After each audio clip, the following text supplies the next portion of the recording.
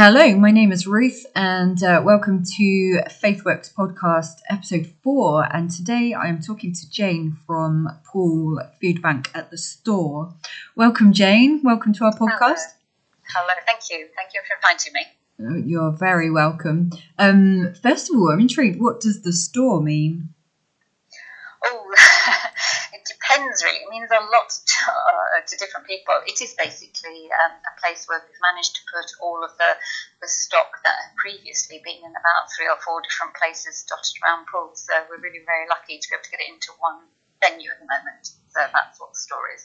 Thank you. And how did you get involved with Faithworks? How did you get involved with being at the food bank? Oh, I was a teacher for many, many years, and when I retired, I was looking for something to really keep me involved in what was going on in society, and I had been involved with raising awareness and also donations within my job at the school, and it always interested me. So I contacted, at that time, Wimborne Food Bank, and I think it was probably Nick at that time who said he had plenty of volunteers and redirected me to Poole, and that's where I ended up. So it was just by chance, really. Now, you're a paid member of staff, so did you go straight to being a member of staff, or how was that journey? No, I started to volunteer twice a week, and I still do love what I do. It's great, and just as the Poole Food Bank grew and then had to move premises, got involved with trying to work out where all the food should be and how it should be stored, and trying to just basically get it into some logical order so that we knew where it was. As they moved, Jill and Alan, they needed somebody to take on the running of the store. And I have to say, it wasn't something I was thinking about doing, but I did want to see what had been started through, and that was really my interest in doing that. I thought, we've started it, so let's take it on. And it was initially only for 6 months as a temporary job, and here I still am. Well, I've been to the store, and because obviously it was the old Argos site, That's right, yeah. and it's really quite expansive inside. I'm very impressed that you have an Italian room, Yes. just for pasta, pretty much. I'm sure you've got other Italian-related products in there, but I didn't realise any food banks had an Italian-themed room. I think that was Alan's good idea, and it just it stuck. Yes, well, it's quite nice. You have visions of fresh pasta and tagliatelle. Yes, very nice. It's real capacity, isn't there, for storing so much more food than before.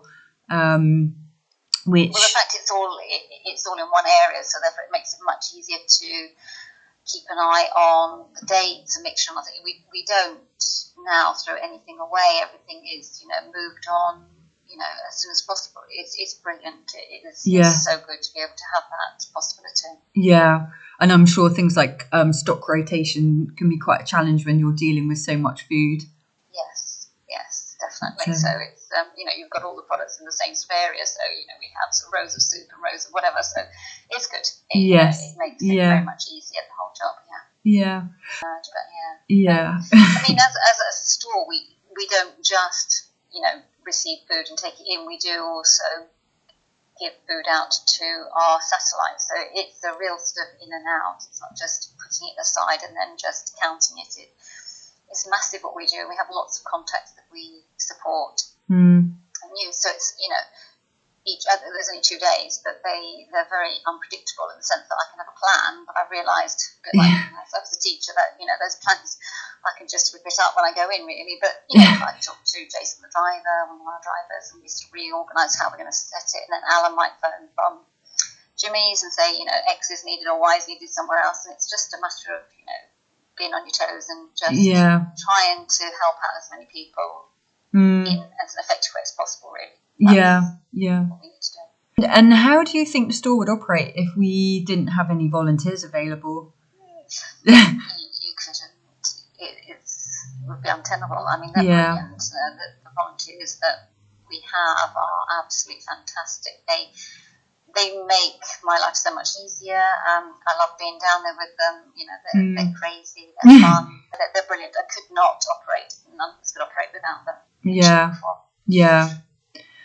That's I think recognise at Faithworks that we couldn't do most of what we do without the support of our volunteers. No. Just not possible. And but they treated it as like a job. They take it very seriously. They want to do their best, and they want to, they will always go above and beyond what I would expect them to do, really. So they are, they're fantastic. Yeah. No, it's So when one goes, it's always a bit of a shame. And I always say, look, if you go, you have to find somebody like yourself to fit in. You get the impression that there's a real family atmosphere when I've been to visit the food bank sites. Obviously, you're working really closely together in a time of crisis for the guests that come to the food bank, and that must really bond the team. Yeah, maybe, I don't know. I think probably Jill, being the overall manager, she's always, set. It's interesting how she manages. She's very good because she lets people get on. She gives people ownership and they can get on and do, but she's there to oversee and will just nudge people in the right direction. And it's just people respond well to that. So you don't have somebody who's breathing down their necks or being unpleasant. It's a lovely atmosphere. It is very much a team atmosphere, yes, and it's. And you were saying when you first came to the food bank, I understand it was in a volunteer capacity. Yes. How did you find that transition going from volunteering to being a member of staff? Was it very different, or did you just pretty much feel the continuation? Funny enough, it wasn't really. I mean, it was probably because it was a new venue at the same time. I don't know, or just the volunteers are brilliant themselves. So they just sort of accepted it and just got on. It's.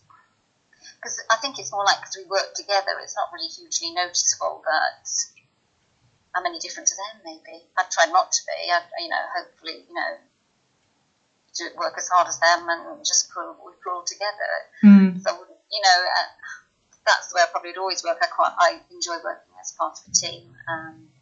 Yes. And that's, therefore, lends itself well to that sort of environment. Yeah. You obviously work very hard and there's lots of activity going on at the store. When you're not at the store, how do you like to relax? I have been on a bike. I've been out recently. I like walking a lot. I just like to read. Eating toppings I love. Except my teeth don't at the moment, so I mention that one. I learn. I like to learn different things. So I do Italian classes with wow. friends. I don't think that any of that sounds boring, Jane. It sounds like really lovely things to be doing. Right. It is. Good. And I've got a little lady that I sort of look after. I do shopping for her because I was asked to at the beginning of the pandemic, and actually it's sort of, it's a lovely friendship there. She's smashing. She's absolutely amazing. So she's now partially been squeezed into my week somehow. Yeah. There's those moments of joy. We just did a well-being session in the office and online and talking about those things that bring us joy that then help create resilience. That's it, definitely. And one of mine was reading fiction, but I don't do it enough. So I know it's hard, isn't it? Yes. And not feeling guilty for doing these things as well, because actually they are really important. So a random food question: what is the biggest cooking disaster you've ever experienced? There's been a couple. I think the one that I think sticks in my mind is when because I've taught languages and I was out in Spain for a period of time, and I remember I was treated to a meal out at a restaurant, and the treat was the fact that they picked an octopus and then they basically killed it in front of you and then cooked it, and you had to eat it and enjoy it, and that still now takes some beating too. Gosh. That was talk about fresh food. Yes, and they were so enthusiastic about it, and everybody was, and I always remember thinking, I don't think I can eat this. Well, that's an impressive story. I like that. That takes a lot to beat. Yeah, it's just you just don't know because it's the culture thing and everything, and you sort of you just go along with it, but you're thinking, that's just weird, isn't it? But well done for getting through that. I don't know if I did actually, but I do remember. I can still picture it now, and we're sitting at the table. But yeah. Well, thank you for that. And last of all, do you have any tips for a quick, healthy meal on a budget when you've had a long, hard day? Gosh, I probably shouldn't, but I would always go for something like baked beans on toast, but I'd put like some mushrooms or courgettes and some peppers in it. Yes. Something like that, and then grated cheese or even like broccoli. My family would say, "Oh, there's the broccoli, mum." I'd always had something like that, so I would probably just do something like that if it was just for me or a couple of people when quick and I was tired. Yeah. A classic baked beans on toast, or a British staple. I'm known in the office to have it at least once a week for my lunches. So. Oh, well, they are. And Marmite on the toast before, maybe. Absolutely.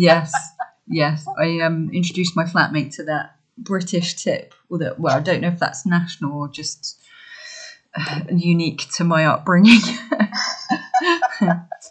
Well, it's been lovely to chat to you, Jane, and thank you for your culinary tips and stories. I shall remember those.